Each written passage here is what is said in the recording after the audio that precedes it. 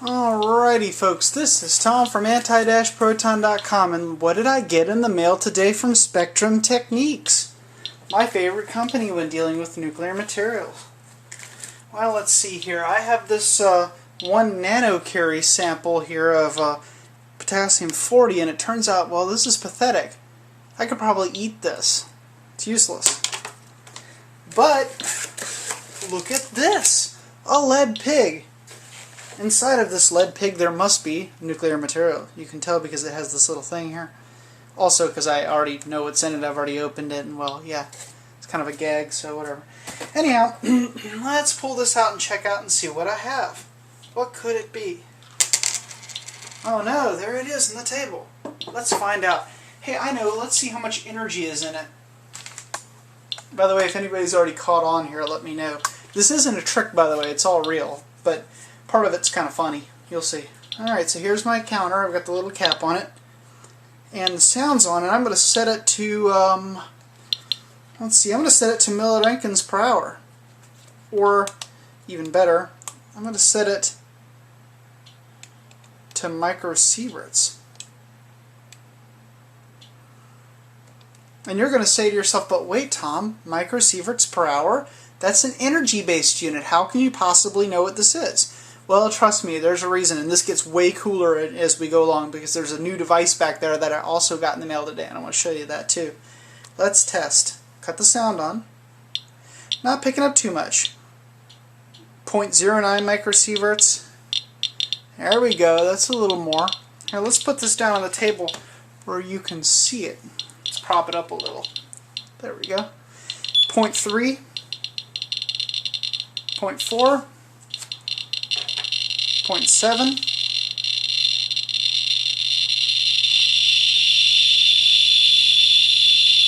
Yeah, there we go. Now we're cooking with bacon. 271? Surely not.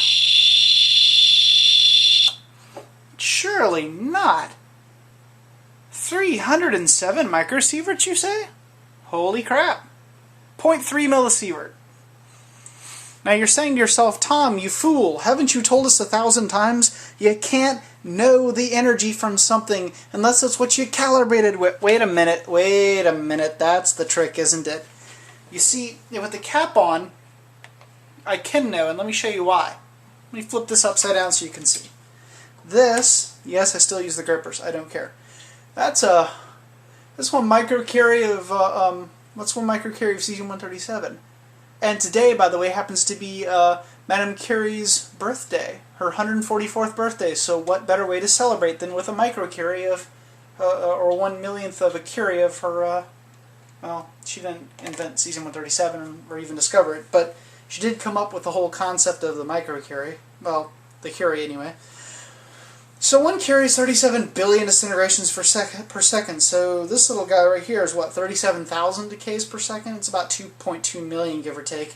And because this device was originally calibrated with cesium-137, minus the beta, which is somewhat stripped off by the cap here, but not completely. It's true that it's not completely cut off. But more or less, that's pretty close to the accurate energy levels.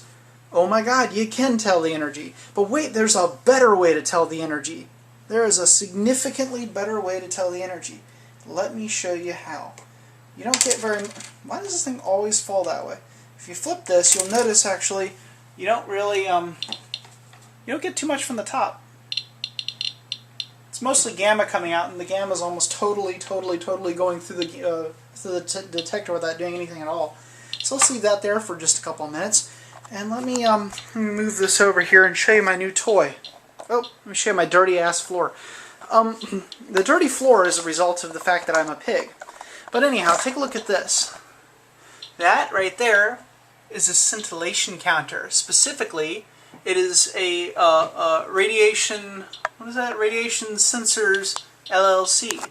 And as you can see right there, it's a sodium iodide detector, and it's thallium doped. You can see it kind of says that on the side right there.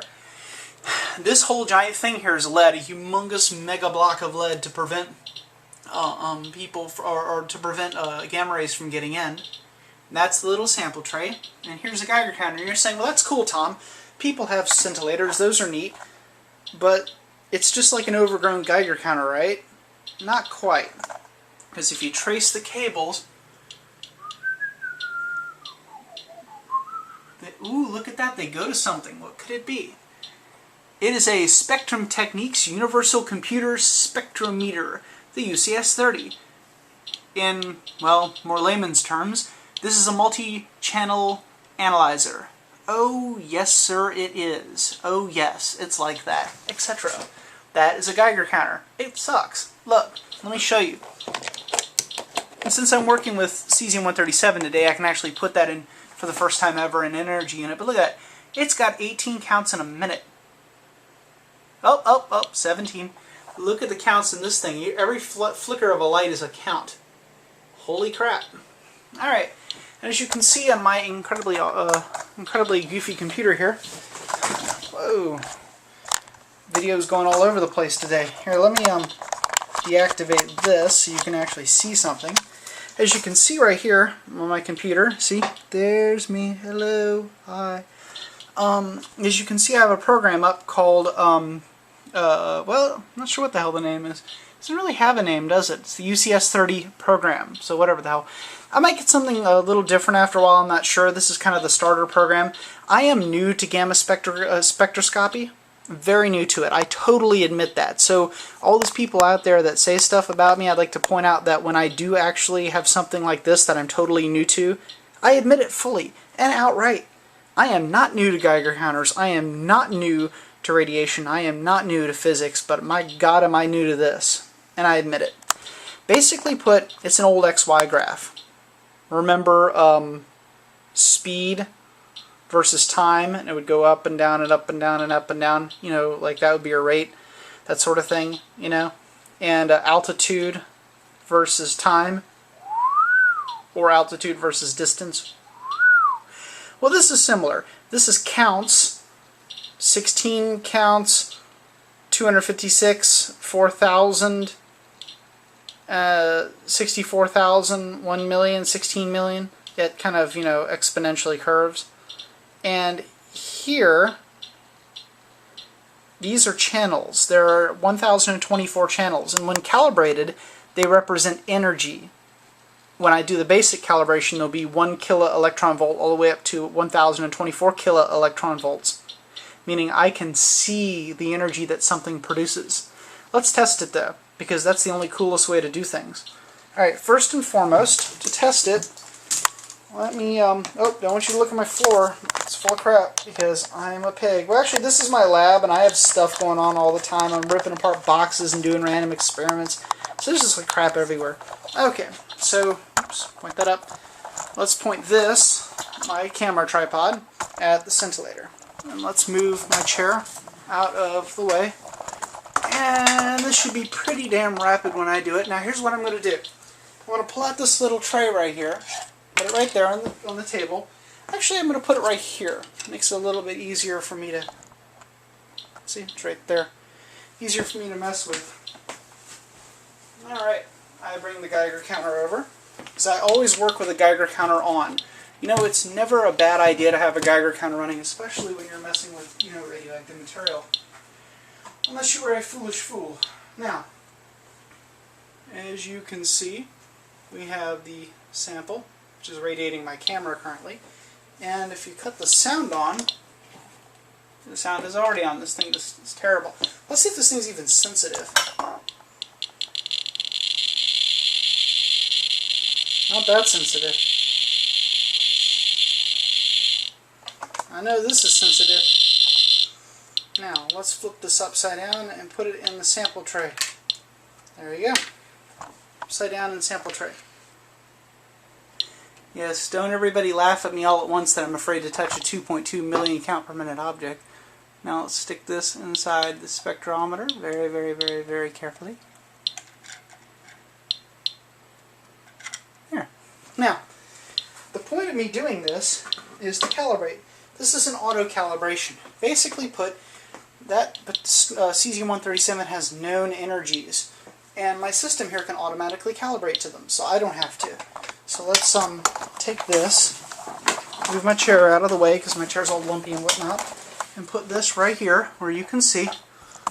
And maybe bend this like this. Well, now the camera is where you can see it. Okay, so maybe that's a little bit better. Yeah, the coloring hopefully works for you too, by the way. Let me check a couple random things. I made this coloring like this so you could see it. Pixel size is 1 pixel. Colors are alright. Alright, let's see what happens. Now what I'm going to do is I'm going to turn this thing on using auto calibrate. And that will auto calibrate for me. There. Now it is doing a voltage calibration.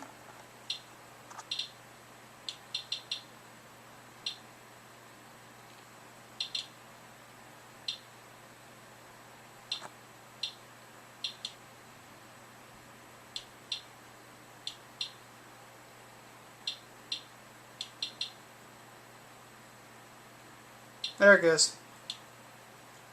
And it's starting to notice stuff. Calibrating, calibrating, calibrating, calibrating. This takes a couple of minutes. It'll go up to 650 volts, most likely. And it'll probably stick the coarse gain at, what, 2? And the fine gain probably at about, say, 175. That's probably where the settings will be. That's for people who have any idea what those settings mean. I have some idea what those settings mean. Now see, what it's doing is it's taking known peaks for cesium-137. Known peaks, 2 of them specifically. It's doing a 2-point calibration. My goal is to get another good source so I can do a 3-point calibration. In just a minute we're going to take a polonium-210 sample and run it through and see if we get anything, because there should be a little bit from polonium-210. And then we'll run another cesium-137.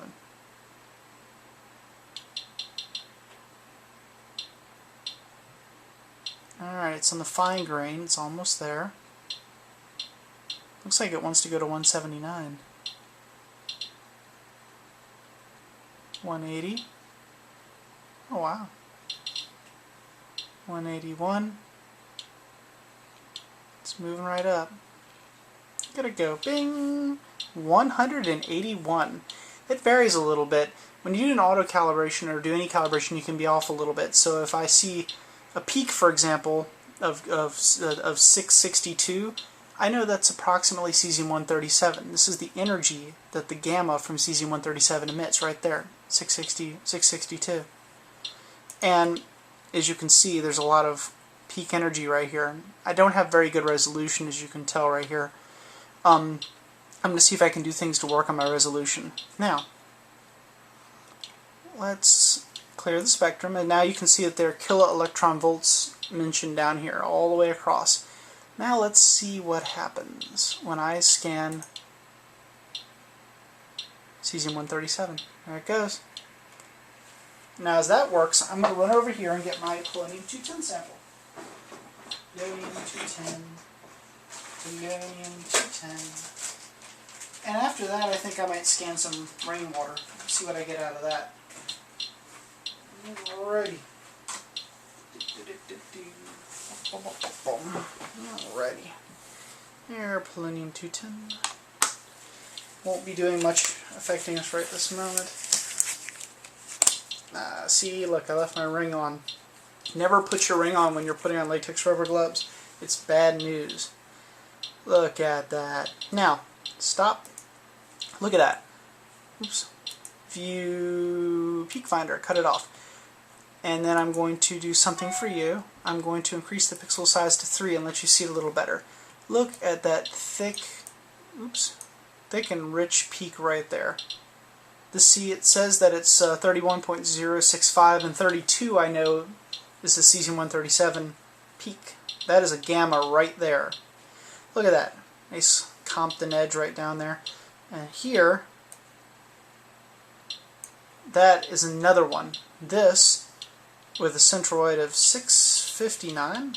Well, 662 is cesium-137. You see, you're off by just a little bit every single time. We could get a lot more precise with a huge, narrow, zappity-dappity one right up the middle, but that would require either a really powerful source, or it would require something like a high-purity, what is it, gallium? Palladium? I think it's no, sorry, a high purity germanium source. Or not source, but a sensor. And I don't have any liquid nitrogen, so we're not going to be running one of those today, because those are crazy. Alright, so you get the idea. Kind of neat. Kill it. Now, let's get back over here, and let's do something a little different. Let's open up, oops, let me do this where you can see it. People like to see what you're doing. Here is the polonium-210. Let's put that there. Let's get my gripper arm, one that everybody in nuclear physics makes fun of me for, because I don't like to touch high-powered samples. Why that makes me stupid and weird, I don't know, but apparently it does. Yeah.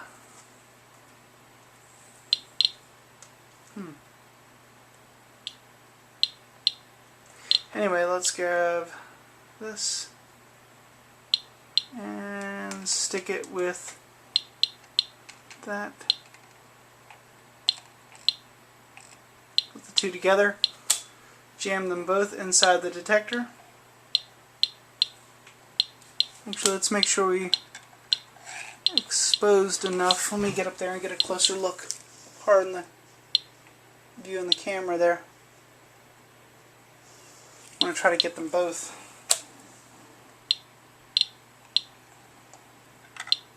There.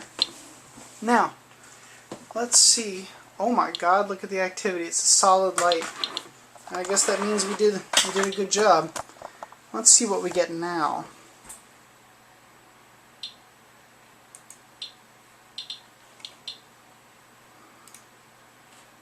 Oops, pardon me.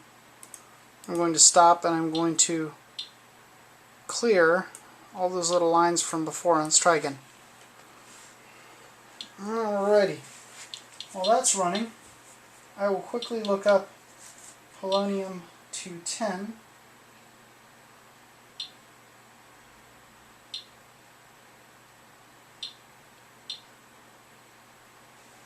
Polonium-210, I think I see it right here. Polonium-210 should be 803 kiloelectron volts. Let's see if we can find that while we're at it. 800.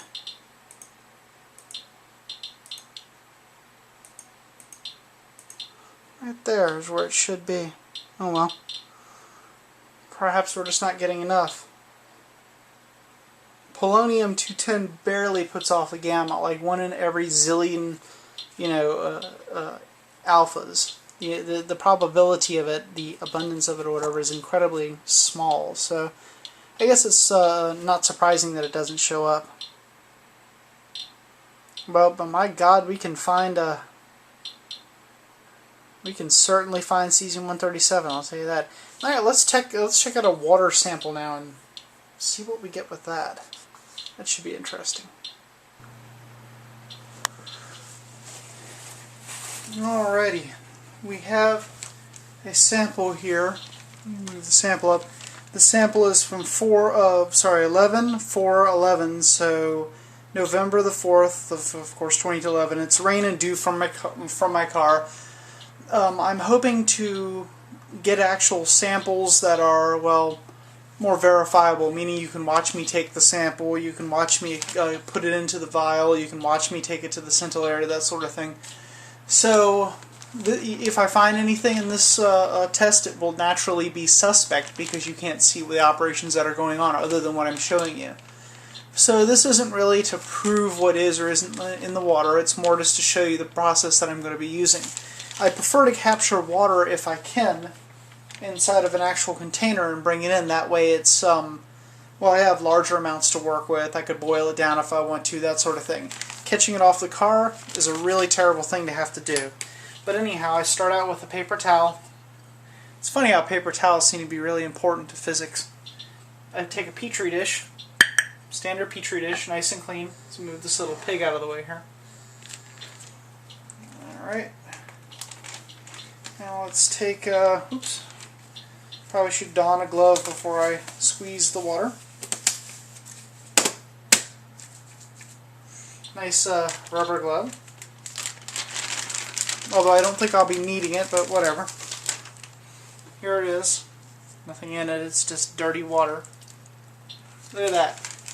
Look at that. In fact, you know what? Let's lift this up, move it over like this. And in fact, let's go so far as to put another piece of plastic underneath it. This table is about, I don't know, 250 years old. So I usually try not to expose it with so much. Now, of course, one could also argue that a lot of material is on this actual piece of paper itself. I don't plan to throw the paper out. In fact, I plan to put the water back into the paper when I'm done. Kind of reconstituting the sample, if you like. So we're going to put this down. And, alright, there we go. There's that. And let me clean the water off the I don't know, maybe even 300-year-old table. I mean, this table's old as hell. I don't know why I always use it. I probably shouldn't. There. It's a beautiful table, too. Anyway, we go take this and chuck it in the waste container over here where I put all the waste that's not so kosher. And we're going to capture some of this in our little squishy thing. Transfer tube, or pipette, or whatever it's called. Here's a clean test tube.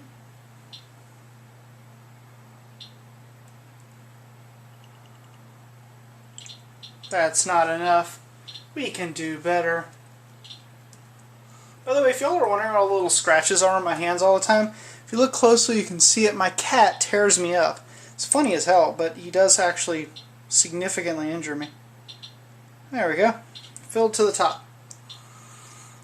There we go. And one natural cork. I should probably get real containers, real toppers for these things, but you know, whatever. Until that day happens, real cork. It worked for scientists for zillions and zillions of years, at least a couple hundred. Got a little bubble. And there you go. Water that probably has something in it. Maybe it doesn't. We're going to find out. Keep in mind I'm so new to gamma scintillation. Well, yeah, gamma scintillation, but gamma spectroscopy that for all I know I might not detect anything, and it may actually just mean that I don't know what I'm doing. So we'll find out. I mean, I think I know what I'm doing, but we'll find out here. I know what I'm doing with the rest of this stuff, don't get me wrong. This should prove, if nothing more, that I'm perfectly willing to say when I have no idea what I'm doing. So, there you go.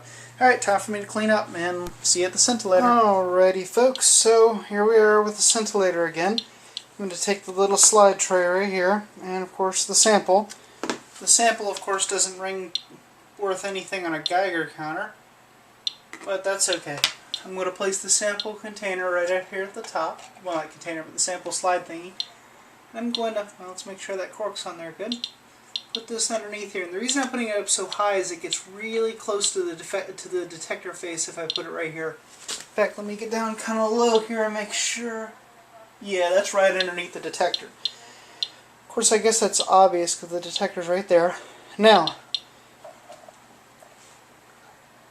here we are looking at computer. Hello, computer. And as you can see from the reflection on the screen, you probably can see, here I am, hello. And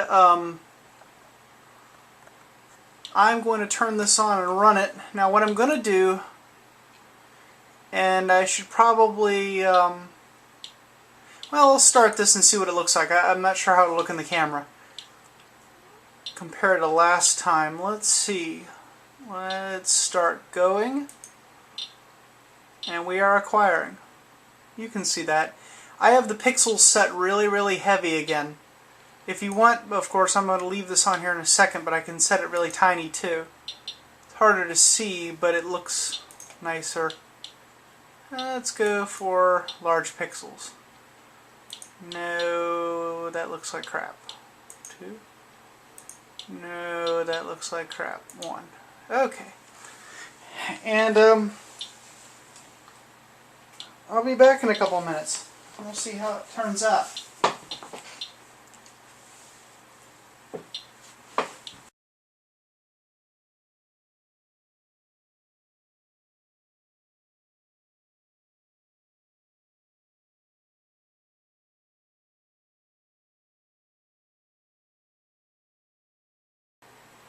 Alrighty, let's stop this at 1,000 seconds. 1,000 seconds time. Hopefully you've been with me for this entire ordeal. Huh, look at that, I immediately hit the camera, isn't that nice? Alright, well anyhow, So as you can see, it can be quite difficult to detect this sort of stuff. Let's see if I can zoom in or not here. This camera does not zoom in very well. As you can see here, I have lots and lots of features. Some of these I can determine and figure out, others I can't. I have to admit, I'm not an expert in this field at all. Let me save this thing immediately. I'm going to save it as water sample video. Now, that way I can go back and look it over if I need to. As you can see, there's a lot of data going along here and lots of little speckles. Most of this stuff is probably X-rays and random gammas and stuff that are coming from my thing here. Here's that person with the really crappy car going by again. I guess they're trying to show the world how crappy their car is.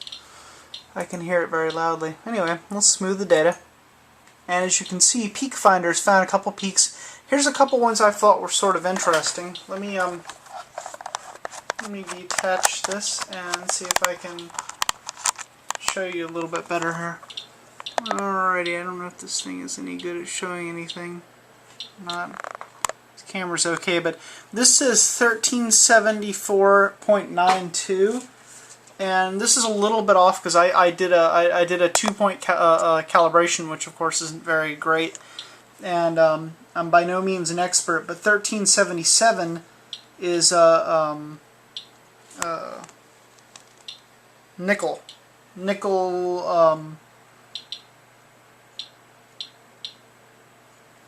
what? Let's see. 1377 is nickel 57. So that could be a little tiny blob of nickel. I mean, it's hard to say for sure if it is.